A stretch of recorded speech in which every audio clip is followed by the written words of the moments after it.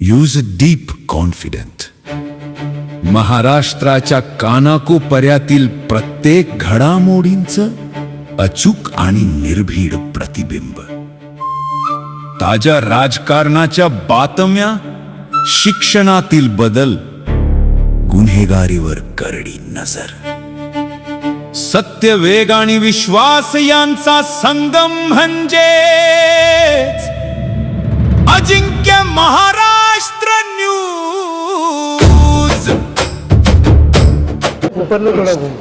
खडेकोलावलीमध्ये आत्ताच्या एक तासापूर्वी एक फायरिंगची घटना घडलेली आहे. त्याच्यामध्ये एक बुंदी नावाचा एक आरोपी आहे आणि दुसरा एक प्रेमगुंडा.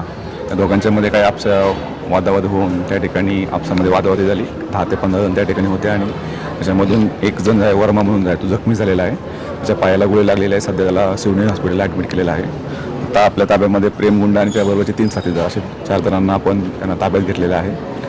स्पॉटवरती आपल्याला अजूनही काही फायरिंग केल्याचे काही पुरावे आपल्या स्पॉटवरती मिळाले. आपला तपास सुरू आहे. यापूर्वी या आरोपीपैकी 2 ते 3 आरोपींचे यापूर्वीचा रेकॉर्ड आहे. त्या अनुषंगाने आमचा पोलीस तपास सुरू आहे. सर, किती राऊंड फायर झाले काय माहिती? आमच्या माहितीप्रमाणे 2 राऊंड फायर झाल्याची माहिती आहे. अजूनही जखमीकडे आणि इतर लोकांकडे आमची विचारपूस सुरू आहे. त्या अनुषंगाने काही गोष्टी काही वेळामध्ये अजून क्लिअर होतील.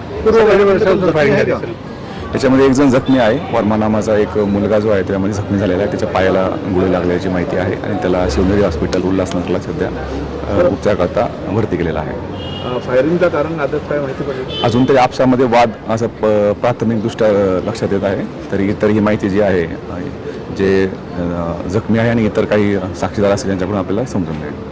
सर, वेपनबद्दल काय माहिती देऊ शकता का? वेपन सर, त्याबद्दलचा आमचा तपास सुरू आहे. त्याबद्दलच्या काही तपासाच्या गोष्टी आहेत त्यामध्ये आमचा सुरू आहे. 4 लोकांना आम्ही ताब्यात घेतलं. वेपन पहिल्यांदा वापरण्यात आला म्हणजे माहितीसाठी नाही, त्याबद्दलची आम्ही माहिती होती. शरे पण होते तिकडे.